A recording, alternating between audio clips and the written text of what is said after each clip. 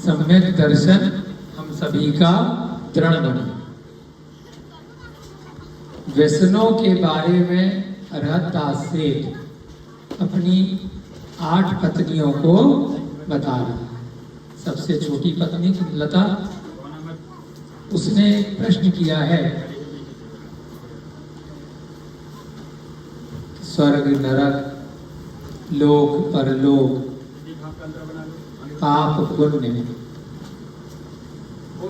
ये सब किसने देखे हैं? वर्तमान का जो प्रत्यक्ष अनुभव है वह तो सब देखते हैं, परंतु भविष्य में बाद के भवों में क्या होने वाला है, क्या घटित होगा, हमें ये जीवन किस प्रकार से मिला है और भविष्य में भी कोई जीवन होता है या नहीं होता है, वह कन्फर्म नहीं है, कुछ श्योर नहीं है। इस प्रकार से उस कुंदलता ने अपने जो भ्रांति है, जो डाउट है, उसको पूछने के लिए अरहत दास सेठ से पूछा। यहाँ जितने भी बच्चे हैं, माँ बाप हैं, आप सब लोग हैं। कुछ लोग वर्तमान में जन्म से जैन कुल में जन्म लिए हैं, जैन दर्शन को मानते हैं। कुछ लोग अन्य अन्य दर्शनों को अपने परिवार की कुल परंपरा के अनुसार मानते हैं। संसार में शायद ही कोई ऐसा जीव होगा जिसके माता पिता, जिसके परिवारीजन, कुटुंबीजन, चाहे विश्व में वर्तमान में किसी भी देश का मूल निवासी हो, वह किसी भी धर्म के अंदर नहीं पैदा हुआ। ऐसा प्रायः बहुत कम देखने में आता है कि इसके माँ बाप, दादा दादी या जो भी पूर्वज रहे हों, परिवारीजन हो, या फिर जहां पर पाला पोसा जा रहा है, किसी भी धर्म को, किसी भी मत को, किसी भी दर्शन को मानने वाले नहीं। कोई ना कोई मत, चाहे वर्तमान में देखा जाए तो हिंदू के अंदर बहुत सारे धर्म हैं, जैन हो गया, बुद्ध हो गया, सिख हो गया, क्रिश्चियन अलग हो गया, ईसाई वाला, मुस्लिम हो गया, पारसी हो गया, है ना। ऐसे अलग अलग देशों के सब जगह से मिलाए जाएं तो लगभग 20, 25, 30 धर्म छोटे बड़े मिला करके वैदिक दर्शन है, आर्य समाजी है, अलग अलग प्रकार से मिल जाएंगे। लेकिन कोई ना कोई अपना दर्शन, अपना धर्म मानता ही। यहाँ पर है कुछ लोग जो कोई भी दर्शन, बच्चे हो सकता है, जवान लोग नहीं मानते हो, लेकिन पीछे कुल में कोई तो मानता होगा, पैदा जरूर होंगे। बाद में नास्तिक हो जाए, भगवान पे या किसी भी धर्म पे श्रद्धा नहीं है, हम तो नास्तिक है। नास्तिक होना भी एक श्रद्धा है कि हम नास्तिक हैं, हम किसी को नहीं मानते, ये भी एक है। कोई यहाँ पर ऐसे जो किसी भी धर्म को, किसी भी भगवान को, किसी भी देवी को, किसी भी अपने अल्लाह को, किसी भी को नहीं मानता? कोई हो तो बताओ, है कोई? इसमें कोई नहीं है। कोई नहीं भी होगा तो अपने माँ बाप कोई तो होंगे ना, उस कुल में पैदा हो। इसी प्रकार से यहां पर सम्यक दर्शन बताया जा रहा है कि सभी लोग जब किसी न किसी कुल, धर्म, संप्रदाय, जाति में जन्म लेते हैं, जन्म से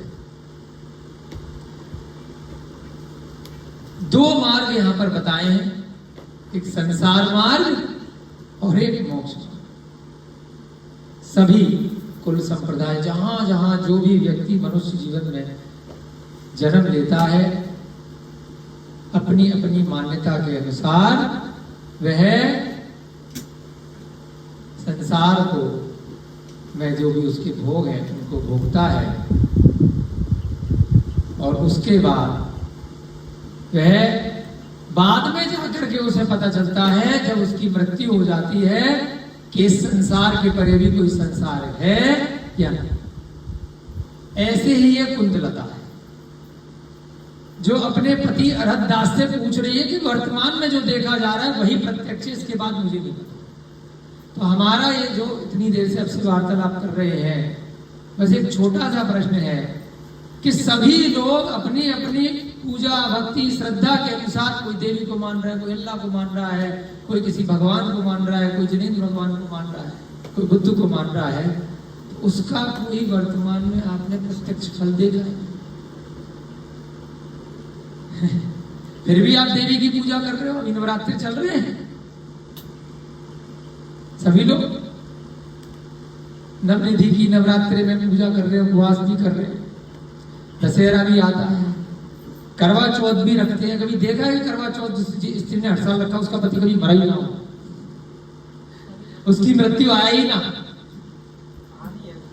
है ना? जो बच्चे के लिए उपवास रख रहा है, कभी बच्चे के साथ कुछ हो ही ना, मृत्यु फिर भी है। फिर भी अपनी अपनी मान्यता के अनुसार हम क्यों किसी न किसी भगवान को, ईसाई को, अल्लाह को सब मान रहे हैं, ऐसी चीजें नहीं मान रहे।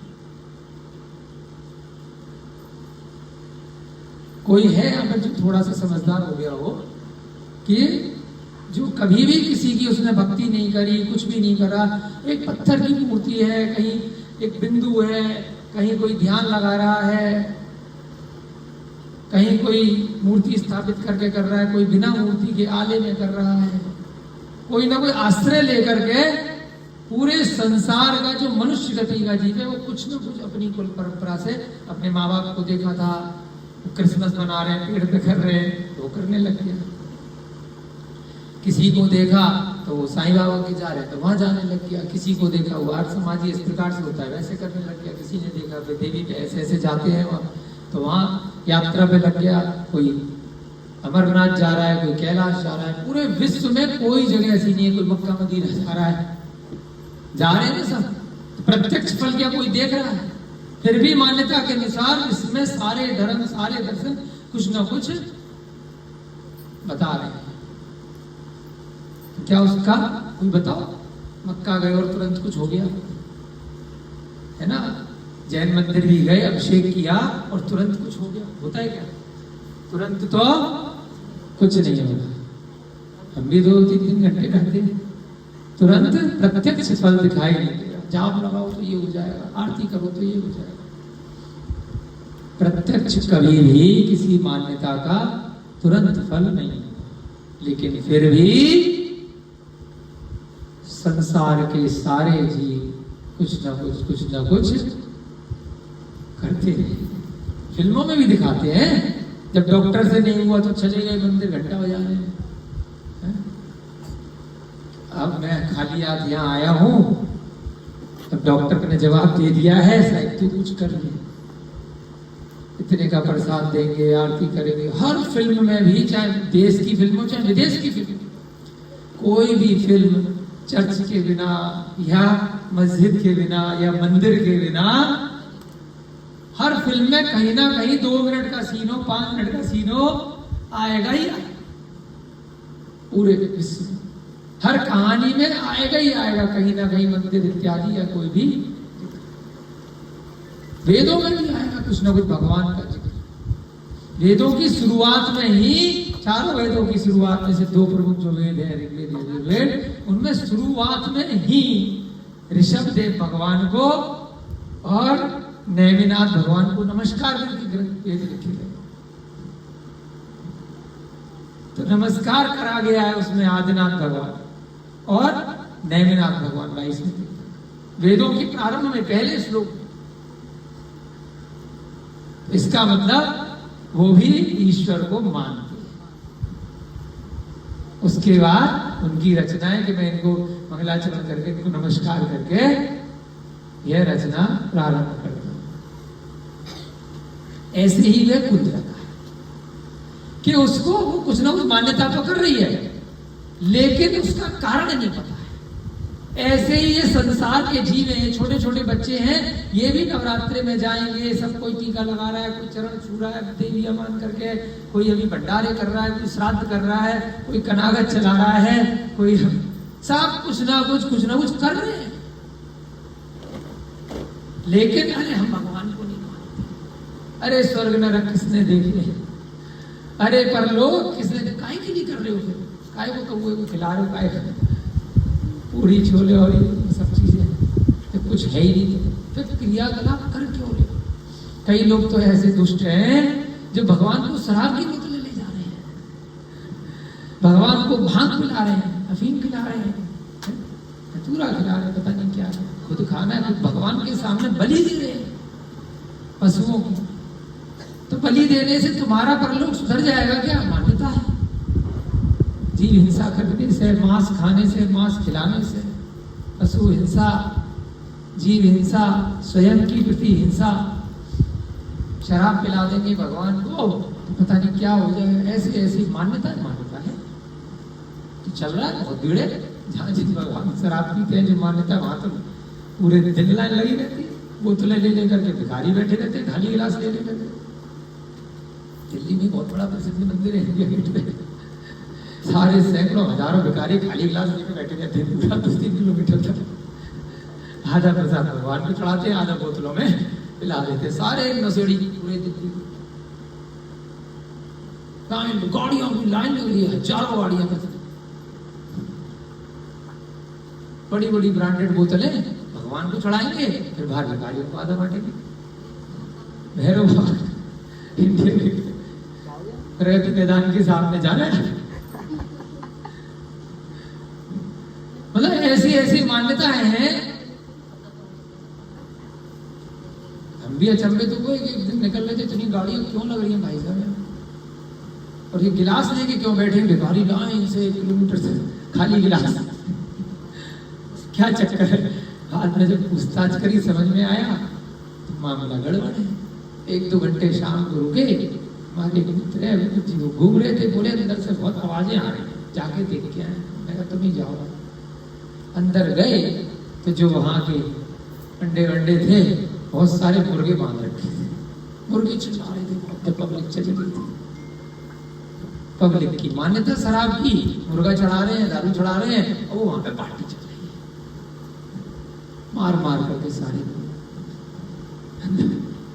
फिर 1-2 मुर्गे वो रेस्क्यू करके ले आए, तब से ये संस्थान वेदानम बन गया। वो मुर्गे यहाँ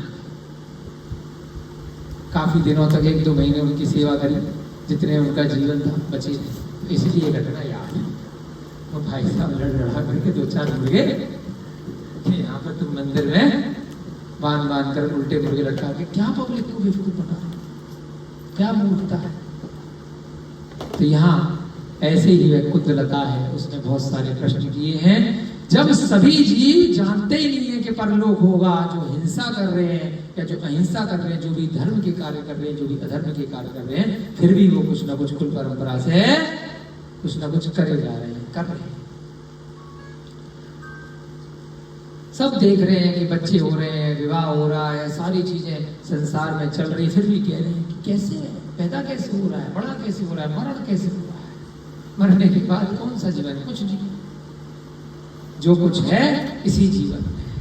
फिर भी यही मानता है कि भाई फिर कर क्यों रहे हो इस जीवन में, तो जो कुछ है फिर जा क्यों रहे हो। सभी लोग जा रहे हैं अपनी मान्यता से, और अधिकांशतः लोग फिर भी किसी को नहीं मानते। लेकिन जब चिंतन करते हैं उसमें से अधिकांशतः लोग, उनमें से कुछ विरले लोग जिन्हें भगवान के कथन का निमित्त प्राप्त हो जाता है, और फिर उनको चिंतन के बाद में, ज्ञान के बाद में यह सम्यक दर्शन प्राप्त हो जाता है कि हाँ, इस लोक के बाद भी परलोक है, मृत्यु के बाद भी पुनः जीवन है, और इस भव में, इस पर्याय में जन्म से पहले भी कोई जीवन था।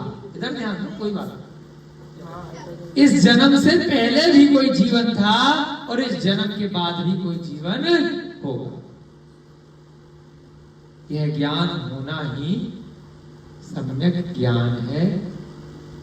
अब यह जीवन कैसे होगा, पहला कैसा जीवन था, वर्तमान में हम क्या करें, भविष्य में हमें कैसा जीवन प्राप्त होगा, सभी जीव जितने भी संसार में मनुष्य गति के जानवर इत्यादि जितने भी छोटे से बड़े जीव हैं, वह सब अकेले ही आए हैं, अकेले ही जाना है। बहुत सारे फिल्मी गाने, बहुत सारे कथानक हैं, फिर भी मोह के कारण से हम सोचते हैं कि पुत्र हमेशा मेरे साथ यही रहेगा, ये पति हमेशा मेरे साथ यही रहेगा, ये पत्नी मेरे साथ यही रहेगी, ये माँ बाप यही रहेंगे, मित्र यही रहेगा, बस दुश्मन मत रहिए तू, है ना। हर जन्म में कोई दुश्मन नहीं चाहता है, अच्छे अच्छे लोग चाहते हैं ना। हर जन्म में कोई दुख, क्योंकि दुश्मन दुख देगा ना, कोई दुख नहीं चाहता है। हर जन्म में कोई रोग नहीं चाहता है, हर जन्म में कोई बुढ़ापा नहीं चाहता है, हर जन्म में कोई माँ बाप से पिटना, गुरु ने मारा ना ये पीछे बैठे बैठे, हर जन्म में कोई भी बच्चा किसी से पिटना नहीं चाहता है। सब युवा रहना चाहते हैं, निरोगी रहना चाहते हैं, हृष्ट पुष्ट रहना चाहते हैं, संसार की सारी भोग उपभोग की वस्तुएं भोगना चाहते हैं, बहुत सुंदर सुंदर पकवानों को खाना चाहते हैं, सुंदर सुंदर स्थानों पर रहना चाहते हैं, कोई भी मरना नहीं चाहता। तो यहां पर भी कुंदलता ने जब पूछा तो उस अरहतदास सेठ ने अपना सम्यक दर्शन का ऐसे ही वृतांत बताया। अकस्मात वह नहीं जानता है कि वहां कोई राजा है, उसका मंत्री है जो छुप के बैठा है, और वहां पर एक चोर भी छुपा हुआ है जो अंजन गुटका नाम की एक विद्या है। अंजन, आंखों में वह एक काजल अंजन लगाता है, और उसके बाद उस चमत्कार से उसका रूप कोई देख नहीं पाता है। फिर वह इधर उधर चोरियां करता है। तो अब जगह जगह चोरियां करता था, कोई पकड़ नहीं पाता था, तो राजा ने उसकी पेंशन बांधी, उसकी सैलरी बांधी कि भैया तो महीनेदारी पे 7 तारीख को तेरे अकाउंट में पैसे चले जाएंगे, तो लोगों को तंग मत करो। अब जब पैसे आई जाने, काम धंधा कुछ है नहीं, तो व्यसनों में लिप्त हो गया। जुआ खेलना, शिकार खेलना, वैश्यागमन, मदिरा पीना, शराब पीना, चोरी करना, शिकार खेलना, ये सारे की चोरी। खाली बैठा है तो उस समय का उपयोग कहीं ना कहीं गलत कार्य में लगाएगा, पहले ही चोर था। तो एक एक करके 3 प्रकार के व्यसनों का यहां अरहतदास सेठ ने बताया। पहला व्यसन जुआ, उसके क्या गुण है, क्या अवगुण है। गुण तो कुछ है ही नहीं व्यसनों में, बस ये है कि उस क्षणिक सुख प्राप्त होता है उस चोर को कि भाई मैंने चोरी कर ली, पैसा इसका माल इधर करा, जेब में रख लिया, बैंक लूटा या पैसा लूटा, पर्स लूटा। चोरी करने के लिए चाकू रखना पड़ेगा, बंदूक दिखानी पड़ेगी। एक व्यसन सारे की सारे व्यसनों से जुड़ा हुआ है, सभी संगठित हैं। एक भी पाप करोगे तो उसके लिए 5 पाप करोगे, एक भी कषाय करोगे तो 4 कषाय अंतर्निहित हैं। ऐसे ही 7 व्यसन जो हैं, एक व्यसन बाकी व्यसन को कराएगा। जब मैखाने में जाओगे, जो बार होता है उसको मैखाना फिल्मी गानों में सुना है ना, तो वहां जाओगे तो वहां वैश्या नहीं होगी, वहां मांस भी हो रहा होगा, परोसा जा रहा होगा, वहां शराब भी होगी, वहां बहुत सारे चोर भी घूम रहे होंगे, वहां लोग असत्य बोल करके आके बैठे होंगे, जो जुआ खेल रहे हैं और जो शराब पी रहे हैं। सारे ऐसे लोग होंगे, जुआ खेल रहे होंगे, घर में बोल करके आए होंगे शादी में जा रहा हूँ, फंक्शन में जा रहा हूँ, दूसरी महिला के साथ वहां पे लगे होंगे, पैसा खर्च कर रहे होंगे, और घर पे कह के आए होंगे कि ऑफिस के काम से जा रहा हूँ, कार्यालय के काम से जा रहा हूँ। शराब पी रहे होंगे और कह रहे होंगे कि दोस्त के साथ या किसी मित्र के साथ किसी काम से हूँ, यहाँ वहां झूठ बोलेंगे, तो झूठ भी हो गया, सत्य भी हो गया। तो सारे व्यसन एक व्यसन के साथ में। जिन लोगों ने कभी शराब पी है, शराब पीने के बाद असत्य बोलने लगता है इंसान, है अंकल जी, झूठ बोलने लगता है, पराई स्त्री के साथ बलात्कार करने की भावना बन जाती है, चोरी के भाव आ जाते हैं। कहीं ना भैंस शराब पीने के बाद चोरी भी करता है, हर काम करता है। पहला व्यसन बताया जुआ। उसके बाद दूसरा व्यसन उसने बताया नॉनवेज, मांस खाना। स्थावर जीव जो हम खा रहे हैं वो खा नहीं रहे, जल को स्थावर है, जल, वनस्पति, अग्नि, भूमि, पृथ्वी, वायु, ये सब स्थावर है। इनको बस शोधन करना है, देखना है कि इसमें कोई जीव तो नहीं है, छानना है, प्राशुद्ध करना है और शुद्ध तरीके से मर्यादा के अनुसार उसको भोजन करना है। रात्रि में नहीं करना, जमीकत नहीं करना, पंचोदंबर फलों का सेवन नहीं करना, और मांस भक्षण तो किसी भी प्रकार से करना ही नहीं है, जिसमें प्रत्यक्ष या अप्रत्यक्ष रूप से कोई भी त्रस जीव, 2 इंद्रिय, 3 इंद्रिय, 4 इंद्रिय या 5 इंद्रिय आ गए, कोई कीड़ा मकोड़ा आ गया है, कोई भी बड़े जीव 5 इंद्रिय जीव मार करके उसमें डाल, यह तो हो गया भोजन के लिए, परंतु उनका उपभोग भी नहीं करना है। मैं भोजन तो बिल्कुल शुद्ध करता हूं, लेकिन चमड़े का जूता पहन लेता, वह भी मांस भक्षण नहीं आया, उपभोग में खा नहीं रहे तो पहन तो रहे हो। मैं रेशम के कीड़े से बना हुआ वस्त्र धारण कर लेता, मैं चांदी का वर्क लगा हुआ भोजन कर लेता हूं, जो मांस में रख करके कूट करके बनाया गया है। मैं हड्डियों से मिला हुआ चीनी इत्यादि अन्य उपयोगी पदार्थ खा लेता हूं। मैं चॉकलेट के अंदर, पेस्ट्री के अंदर, बिस्किट के अंदर, ब्रेड के अंदर और न जाने कितने कितने अन्य खाद्य पदार्थों के अंदर अंडा मिला हुआ पदार्थ खा लेता हूं या नहा लेता हूं शैम्पू लगा करके। मैं बहुत सारे क्रीम पाउडर अपने शरीर पे साबुन में, शैम्पू में, तेल में लगा लेता हूं, जिसमें जीवों का रक्त है, मांस है, खुर है, नाखून है, बाल है, चमड़ी है, किसी न किसी रूप में। मैं वर्तमान के अनुसार दूध, दही, घी, पनीर, मक्खन, जिनमें जो बाहर से आ रहे हैं चर्बी मिली हुई है आधे से ज्यादा रिफाइंड के नाम पर, और उन घी के अंदर मिलावट में पशु चर्बी मिली हुई है, पशु वसा मिला हुआ है, साबुन लगा रहे हैं उसमें पशु वसा मिला हुआ है, उसको किसी भी प्रकार से मैं उपभोग में ला रहा हूं, तो वह मांस साक्षात रूप में आप पेट के अंदर नहीं डाल रहे, ऊपर तो लगा रहे, नहा रहे, शैम्पुओं में मिला हुआ है, बहुत सारी चीजों में, तो उसको देख करके समझ करके उपभोग करना है। इसी व्यसन से मुक्ति के लिए लगभग 20 साल हो गए हमने दूध और दूध से बने पदार्थ छोड़ दिए, क्योंकि जब पढ़ा समझे नीम लिया कि कितनी पशु हिंसा हो रही है, गाय भैंस, कितना क्रूरता, साक्षात वह दूध के अंदर भले हिंसा नहीं है, उसके बच्चे को नहीं दे रहे, जब वह उपयोगी नहीं रही तो चमड़े के नाम पर फिर कितना स्लॉटर हाउस, कत्ल खानों में उसके ऊपर कितनी हिंसा हो रही है, सड़क पे उनके बच्चों को छोड़ा जा रहा है, कुत्ते खा रहे हैं नोच नोच करके जिंदा गाय के बछड़ों को, भैंस के बछड़े सब कत्ल खाने जा रहे हैं, सरकार पैसे दे रही है, सब खा रहे हैं, बीफ भी खा रहे हैं, उसका सब चीज सरकार टैक्स भी ले रही है, लीगल कर रखा है। 90% से ज्यादा जो चमड़ा आ रहा है, जो बीफ पूरे भारत देश में हर प्रदेश में लीगल कर रखा है, कानूनी है, वह सब भैंसों का आ रहा है, और भैंसों का सबकी सब दूध भी पी रहे, पाल भी रहे, बेच भी रहे खुलेआम कसाईयों, और खुश हो रहे हैं कि हम तो दुग्ध पालक हैं, हम तो गो पालक हैं, हम तो सेवा का काम कर रहे हैं। अरे सेवा का काम कर रहे हो तो पूरे जीवन क्यों नहीं पाल रहे हो उस भैंस को और बछड़े को? 5-6 साल के बाद, 4-5 साल के बाद जैसे ही उसका दूध बंद हो गया या जैसे ही उसको कोई रोग हो गया, क्यों बेच रहे हो कसाई? जी हम थोड़ी बेच रहे कसाई को, वो तो कोई आता है जी वो ले जाता पैसे दे। तो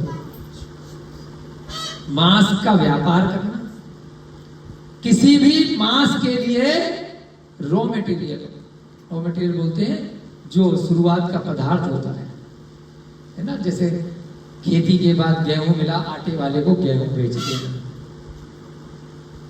लोहे से कोई सामान बनाना है तो कच्चा लोहा बेच देना कंपनी वाले को, कपड़े बनाने हैं, सिलने हैं तो दर्जी को या फैक्ट्री वाले को कपड़ा दे देना, तो जो मूल पदार्थ है। ऐसे ही जानवरों का जो मूल पदार्थ है वो कसाई को या चिकन वाले को मुर्गा पैदा करके बेच देना, बकरा पैदा करके बेच देना। अरे हम थोड़ी मार रहे हैं, दूसरा अंडे पैदा करके मुर्गी पालन करके बेच देना, मछली पालन करके मछली बेचने वाले को, मारने वाले को बेच देना। तो तीनों दोषी है, जो उसको पाल रहा है आगे बेचने के लिए, इसको उसको एक नया शब्द आ गया है, एनिमल फार्मिंग, जानवरों की खेती, पशु खेती। सरकार इस पर बहुत सारी स्कीमें निकाल दी, करो जानवर की खेती करो, उसके बाद मांसाहारी जो दुकान चल रही है उनको बेचो। तो कल हमने मांस के दोस्त कि किस प्रकार से तरस हिंसा का जो किसी भी प्रकार से उसमें अनुदान दे रहा है, पालने वाला जो उसे पता है, पाल के रखो, हॉस्पिटल चलाओ, कोई दोस्त थोड़ी है, घर में रखो परिवार की तरह, बकरे को, गधे को, घोड़े को, हाथी को, बैल को, दुनिया भर के पशु रखो, कोई दिक्कत नहीं है। सारे तीर्थंकरों के यहाँ भी सेना में होते थे, सारे भगवानों के यहाँ भी रहे, सब राजा महाराजा घोड़े इत्यादि का प्रयोग करते थे, सब गाय भैंस पालते थे, मारते थोड़ी थे, दूध निकाल के बेचते थोड़ी थे, उनकी चमड़ी थोड़ी निकालते थे, मित्रवत परिवार के सदस्य की तरह रखते थे। कोई दोस्त थोड़ी है, यहाँ पे भी तो घूम रहे हैं, कोई दोस्त थोड़ी है। लेकिन उनको केवल फायदे के लिए रखना, और जिस दिन उनसे फायदा काम पूरा हो जाए तो उनको फेंक देना। आपके माँ बाप बूढ़े हो गए, फेंक दिए, बेच दिया आपने, मैंने दीदी आपके बच्चे को रोग हो गया, बीमार हो गया, फेंके आओगे, बेचे आओगे, सड़क पे कोई और ले जाएगा। तो कुत्ता पालने के बाद रोग हो जाता है तो क्यों छोड़े आते सड़क पे? गाय बीमार हो जाती है तो गौशाला में जाके क्यों पकड़ ले आते हो?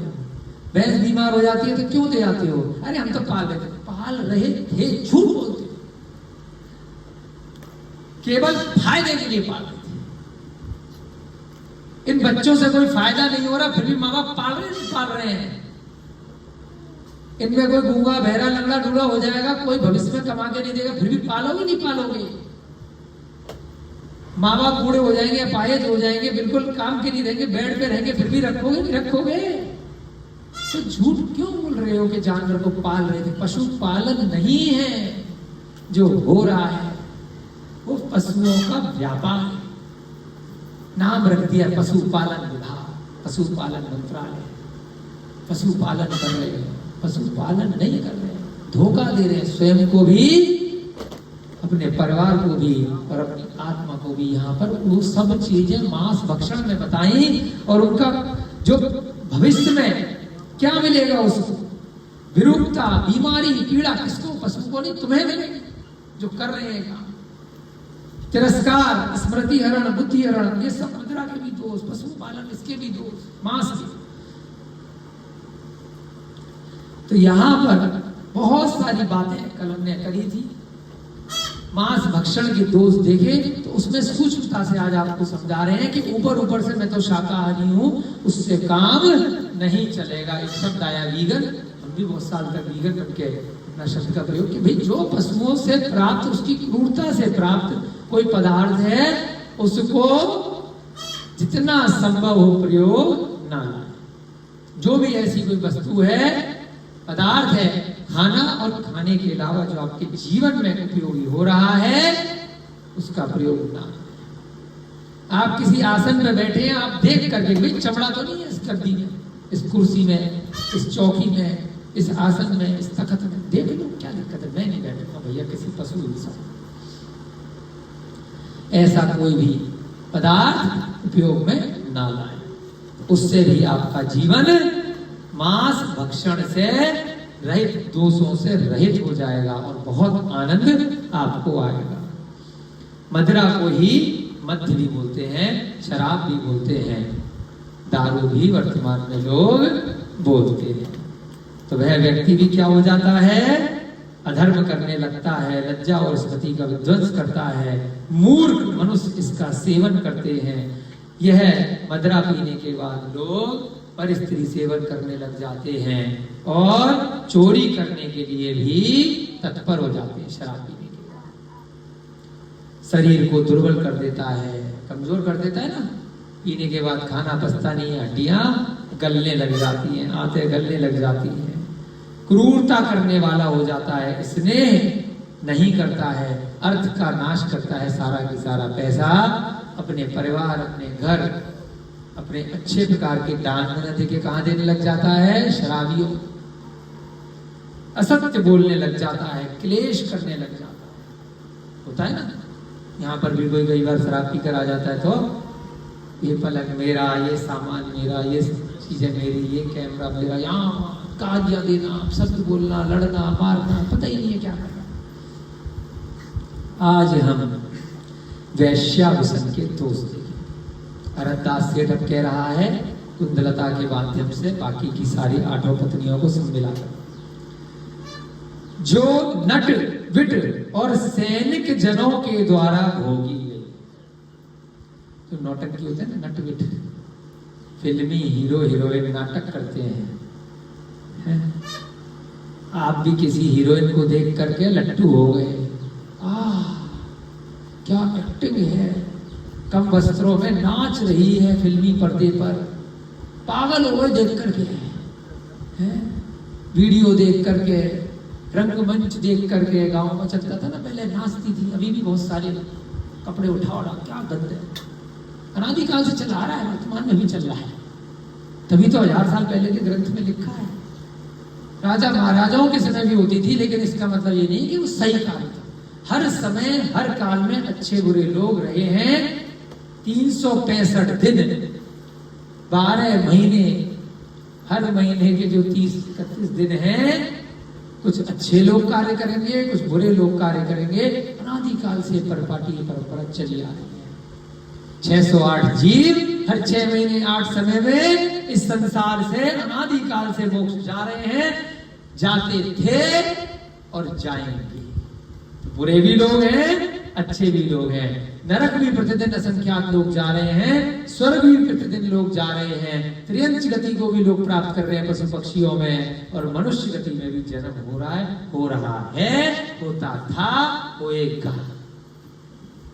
तो नट विट, जो नौटंकी वाले लोग होते हैं, उनके द्वारा वह वैश्या भोगी गई है। आज इसके गले में, कल उसके गले में। आज इसके साथ डांस कर रही है, कल उसके साथ। आज इस फिल्म में इस खान के साथ, उस फिल्म में उस कपूर के साथ, उसके साथ, उसके साथ। उसका कोई भी चरित्र नहीं है।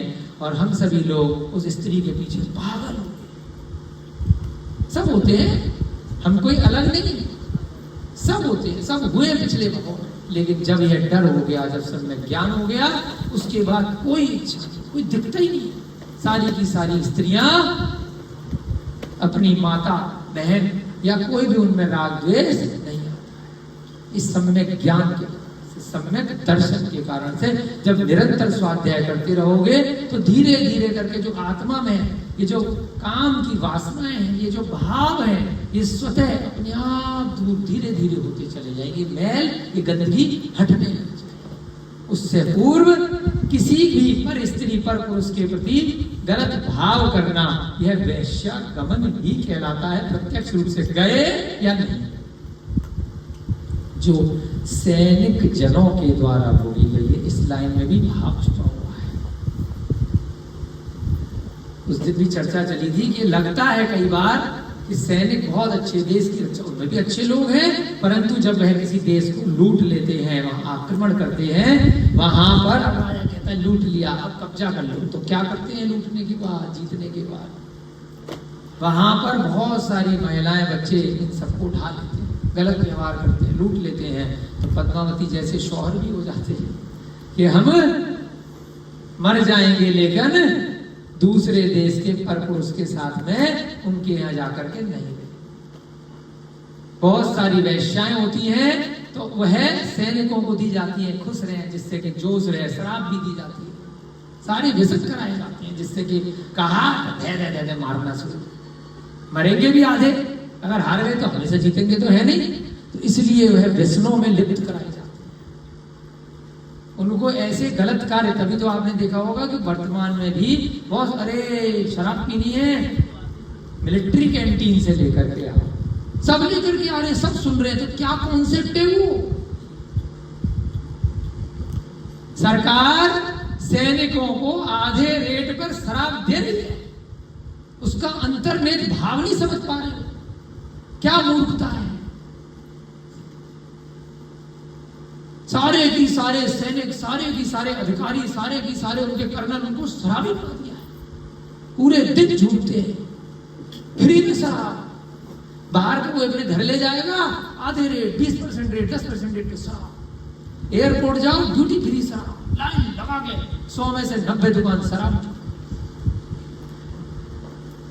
गांव गांव में जाओ, सब्जी वाले पे तो 50 दुकानों पे इतनी भीड़ नहीं होगी, एक ठेके पे 1000 आदमी, हर जगह ठेके, हर जगह सारे देश को नशे में डुबा दिया, पूरे विश्व में, खाली यही नहीं, भारत में नहीं। क्यों? क्योंकि नशेड़ी आदमी, नशेड़ी मनुष्य फिर किसी राजा का विरोध नहीं करेगा। जो राजा बहुत बढ़िया है, एक नंबर, इसी को जिताना है, यही राजा बनाना है, बस इसी को वोट देना है, इसी पे ठप्पा लगाना है। क्योंकि 90% लोग पूरे विश्व में शराबी हैं। तो इसलिए जहां शराब पानी की तरह बहाई जाती है, वहां वह राजा बहुत समय तक राजा बना रहता है, मूर्ख बना। अब वे भगवान राम के काल चले गए, है ना? सारे के सारे इलेक्शन बिना शराब के होते ही नहीं।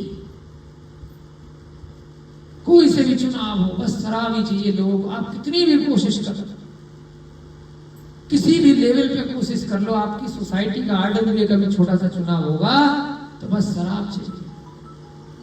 हमने भी 2 बार सीए के इलेक्शन लड़के देखा, हार गए, क्योंकि लिखवा दिया अपने मैनिफेस्टो में कि शराब बंदी, मांस बंदी के लिए चुनाव लड़ रहे, पागल थे, हार गए। और जिन जिन लोगों ने शराब खूब दबा के पिलाई, खूब मांस खिलाया, सारे जीत गए। हाथ में गीता और खाने में चिकन, मायाचार,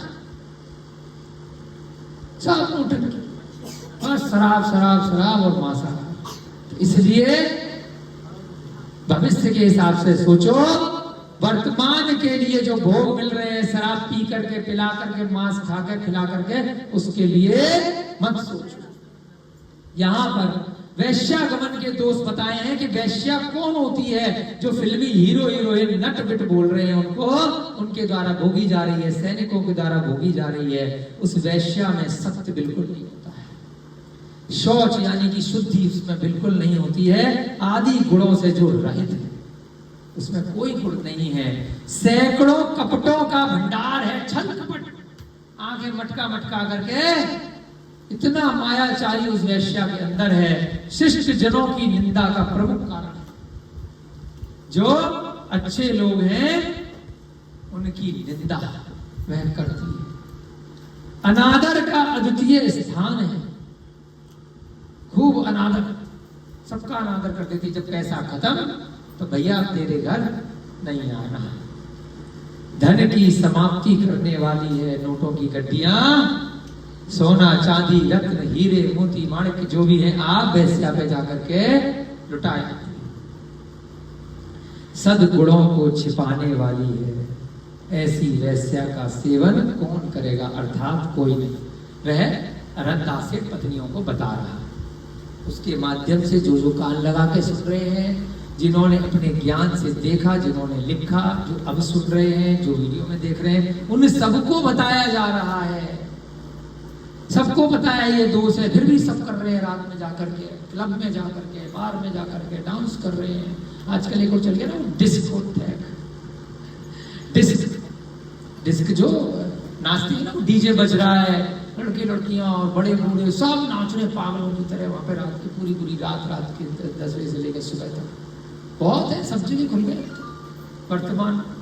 वो सब वहां यही काम हो रहा है। किसी को या तो पहले से ले जाते हैं या वहां जाकर के बनाते हैं। धोबी की शिला के समान, धोबी की शिला होती है ना, पटकते हैं उस पे कपड़ों को, ऐसे ही वे वैश्या भोगों के लिए पटकी जाती है।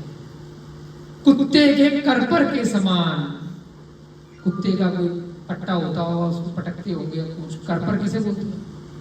कुत्ते का, उसको मारते होंगे, उसके समान चरित्र वाली वैश्याओं के साथ यदि संगम है तो संसार में परलोक की वार्ता करना व्यर्थ है।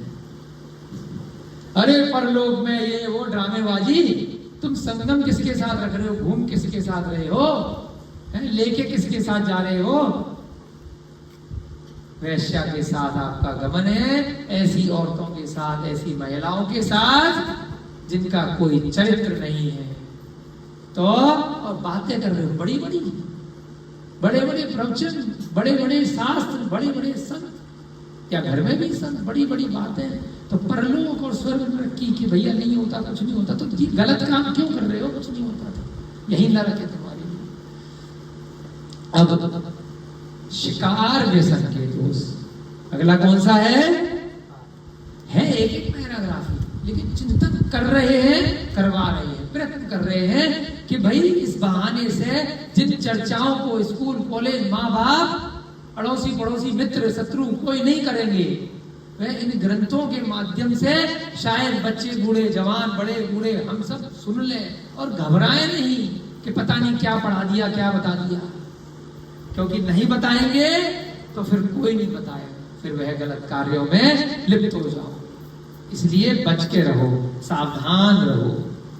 शिकार में आसक्ति रखने वाला जो जानवर है, देखे और चुप करके वार कर दिया, शेर को मार के आए, तेंदुए को मार के आए, चीते को मार के आए, पक्षी देखा बोले ताड़, बंदर को देखा मार दिया, कुत्ते को देखा, खाना नहीं है बस सजाना है उसकी खाल, नाम ऊंचा करना है कि मैंने देख शेर मारा, मैंने देख ये करा। इसको क्या बोलते हैं? शिकार खेलना, एंटरटेनमेंट। जो मनुष्य शिकार में आसक्ति रखता है महाभयंकर नरक से बार बार पीड़ित होता है। अभी तो 7 साल 6 साल की जो जेल है कुछ भी नहीं है, वो भी कुछ जानवरों पे पक्षी मारने में तो कोई जेल है ही नहीं। कितनी बार जाएगा? अनेकों बार महाभयंकर नरक में बार बार जाएगा। नरक की चर्चा पहले भी कर चुके हैं, आगे फिर करेंगे। और बहुत दुखों को प्राप्त करता है। अगली लाइन पढ़ो, कितना खतरनाक लाइन होती है भाई साहब, मुझे नहीं पता था।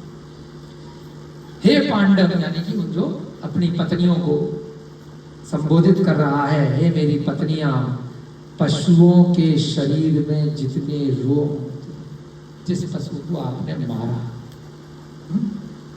आपने खुद नहीं खाया मुर्गे को, आपने मार करके दे दिया, या शिकार खेला तीर का मान से किसी भी चीज से, उसके शरीर में जितने रोम है, रोम माने छेद, रोम छिद्र पसीने के बहुत महीन होते हैं। जिस पशु का शिकार किया उस पशु के शरीर में जितने रोम छिद्र हैं उतने 1000 वर्ष। अगर 1 करोड़ छेद है तो 1 करोड़ में 1003 जीरो और लगा दो। उतने 1000 वर्ष तक वह व्यक्ति पशुओं का घात करने वाले मनुष्य पकाए जाए। जिस मनुष्य ने ये काम किया है उतनी बार वह मनुष्य भविष्य में पशु पर्याय मिलेगा। कितने करोड़ों अरबों खरबों भवों तक। और वह जैसे अभी तूने मछली को पकाया, मुर्गे को पकाया, बकरे को पकाया था, अब तू समझ ले कितने भवों तक तेरे को गर्म तेल की कढ़ाई में पकाया जाए। असत्य नहीं है, ये सब सत्य बातें। तो सोच लो, विचार कर लो, पशु के शरीर में जितने रोग होते हैं उतने 1000 वर्ष तक पशुओं को घात करने वाला मनुष्य पकाया जाएगा। चाहे बलि के लिए कर लो, चाहे जो भी परंपरा आ रही है अलग अलग धर्मों के अनुसार, उनमें आप प्रमुख तिथियों पर पशुओं को अगर मार रहे हो, आप भी जिस पशु को आपने मारा, आप समझ लो कि आपका क्या हश्र होने वाला है। अब चोरी का दोष, वह जो चोर है ना, सुन रहा है ऊपर पेड़ पे इधर उधर चुप करके, चोरी का दोष बताएंगे। चोरी रूपी पाप वृक्ष के फल इस लोक में वध, बंधन आदि होते हैं और परलोक में भी वेदना प्राप्त होती है। अगर चोरी रूपी पाप किया है तो क्या होगा? इस भव में भी उसे वध होगा, बंधन होगा और परलोक में भी नरक जाएगा। उसको बांध करके रखा जाएगा। क्यों? पकड़ा तो जाएगा। चाहे गाड़ी चुराई, चाहे पेन चुराया, चाहे सामान चुराया, चाहे सोना चांदी चुराया, कुछ भी चुराया, तो कभी ना कभी तो वह पकड़ा जाएगा। तो क्या किया जाएगा? उसको वध, बंधन, या तो मार दिया जाएगा या आजीवन, या समय जो उसने जुर्म किया है, जितनी बड़ी चोरी करी है उसके अनुसार उसको बांध करके कुछ सालों तक रखा जाएगा। बाद में परलोक में अगले जन्म में तो फिर कंफर्म नरक जाएगा ही जाएगा। अब पर स्त्री सेवन के दोष, एक तो हो गया वैश्या जो बहुत लोगों के साथ इधर उधर रहती, एक है पर स्त्री। अपनी पत्नी को होते हुए कोई 2 गर्लफ्रेंड 1 गर्लफ्रेंड और बना ली, अपना पति होते हुए इधर उधर एक दूसरा बना लिया, तो वह पर स्त्री सेवन। जो बहुत दुखों को देने वाला है, मित्रों के बीच हंसी कराने वाला, सबको पता चल जाता है, मित्र को तो पता ही रहती है कि इसकी एक गर्लफ्रेंड अलग है, शादी से पहले का रिश्ता है या शादी के बाद का उसका कहते हैं ना एक्स्ट्रा मैरिटल अफेयर, एक होता है प्री मैरिटल अफेयर, आजकल चलता है ना सब शादी से पहले सब लोगों का चल रहा है, लड़की लड़की। तो ये पर स्त्री सेवन है, अभी आपका विवाह नहीं हुआ है। दुर्जनों को प्रिय है, जो दुर्जन है, जो गंदे लोग हैं, उनको यह पर स्त्री सेवन, गर्लफ्रेंड बॉयफ्रेंड का जो चलन है वर्तमान में पंचम काल में, है ना, तो वह सब दुर्जन लोग जो हैं उनको अच्छा लगता है। सज्जन पुरुषों के लिए सोचनीय, जो अच्छे लोग होंगे और उन पे आकर के कोई स्त्री लट्टू हो रही है, उनको अपनी भाव अनुमा से, है ना, सम्मोहित करने का प्रयत्न कर रही है, तो सज्जन पुरुष क्या होंगे, सोचेंगे और वहां से पतली गली से उससे दूर रहे। ऐसा निंदित पर स्त्री समागम का सुख जिसने प्राप्त किया है, उसने अपनी आत्मा को दुखदायक नरक में, धन को राजा में, प्राण तराजू पर, कुल निंदा में, दीनता हृदय में और अपकीर्ति तीनों लोगों में स्थापित कर। जिसने भी जाने में या अनजाने में, तो ये पैराग्राफ कभी पढ़ा नहीं ना, उससे पहले कर लिया, अपनी स्वयं की निंदा कर लो, आगे से नियम ले लो कि जब तक विधिवत संस्कारों से सहित विवाह नहीं हो जाए, तो उससे पहले या उसके बाद में, चाहे पत्नी लूली लंगड़ी अंधी बहरी काणी बूढ़ी कैसी भी हो, उसके अलावा किसी और के साथ हम किसी भी प्रकार से भावों को नहीं अपने सम्मोहन में लाएंगे। क्या मिलता है परिस्थिति सेवन से? आत्मा को दुखदायक नरक चलता है, प्राण तराजू पर रहते हैं उसके, कुल निंदा होती है, पता चल जाती है, हृदय में दीनता आती है और अपकीर्ति आ जाती है, सबको पता चलने के बाद में कि इसने ये गलत कार्य किया है। काम से पीड़ित जिस दुर्बुद्धि मनुष्य पर स्त्री समूह का उपभोग करता है, उसने संसार में अपनी अकीर्ति की भेरी बजा दी है। गोत्र पर स्याही का बुरुस फेर दिया, जो गोत्र है आपका, है ना, मैं इस कुल से आया हूं, इस गोत्र से आया हूं, उस पर क्या लगा दिया? स्याही का बुरुस माने कलंक लगा दिया। कोई कलंक ऊपर से नहीं लग रहा है। पर स्त्री सेवन में उसने अपने कुल पर, अपनी जाति पर, अपने गोत्र पर, अपने परिवार पर कलंक लगा दिया, स्याही लगा दी, चारित्र को जलांजलि दे दी, कहते हैं ना तिलांजलि दे दी, चुल्लू भर पानी में डूब कर अपना चरित्र का हनन कर दिया। गुण समूह रूपी ग्राम में दावा न लगाया, जो गुण थे उसके कितने भी अच्छे गुण थे, लेकिन पर स्त्री सेवन किया तो आग लगा दी, दावा, अब उसका कोई गुण नहीं बचा। समस्त आपत्तियों के लिए संकेत है, अब उसकी आपत्तियां शुरू होने वाली है। अब उसकी बीवी को पता चलेगा, उसके ससुराल में पता चलेगा, उसके माँ बाप को पता चलेगा, उसके ऑफिस में जहां काम करता है, जहां रहता है, जो मित्रजन है, जहां से भी वो जुड़ा हुआ है, अब उसकी आपत्तियां शुरू हो गई। और मोक्ष नगर के द्वार पर मजबूत किवाड़ लगा दिया है। समझ रहे हैं ना, जिनके भाव भी बन रहे हैं। मोक्ष के द्वार पर क्या लग गया? क्या लग गया? मोक्ष के द्वार पर एक किवाड़ लग गया, एक दरवाजा लग गया। अब कभी वह व्यक्ति मोक्ष नहीं जाने वाला जब तक वह इस दोष से मुक्ति को प्राप्त नहीं कर लेता। अब आपका आज जल्दी कक्षा शुरू करी थी, समय हो रहा है। इस प्रकार से यहाँ पर सप्त व्यसनों की चर्चा यहाँ अरहतदास सेठ ने अपनी पत्नियों के माध्यम से करी है। बहुत आप बोर होकर के और कुछ लोग खुश होकर के यहाँ सुन रहे हैं। आपका भी बहुत बहुत उपकार है। अगर आप लोगों में से किसी की भी अंतरात्मा को यहाँ इन सत्य व्यसनों के माध्यम से झकझोर दिया गया है तो आज नियम ले लेना, या नहीं भी लेना, कोशिश करना कि इस जीवन में कभी भी इस प्रकार के व्यसन जाने अनजाने में भविष्य में ना हो, भूतकाल में हो गए हो तो उसके लिए क्षमा याचना करना। वर्तमान में तो आज का दिन है, वर्तमान में मत करना।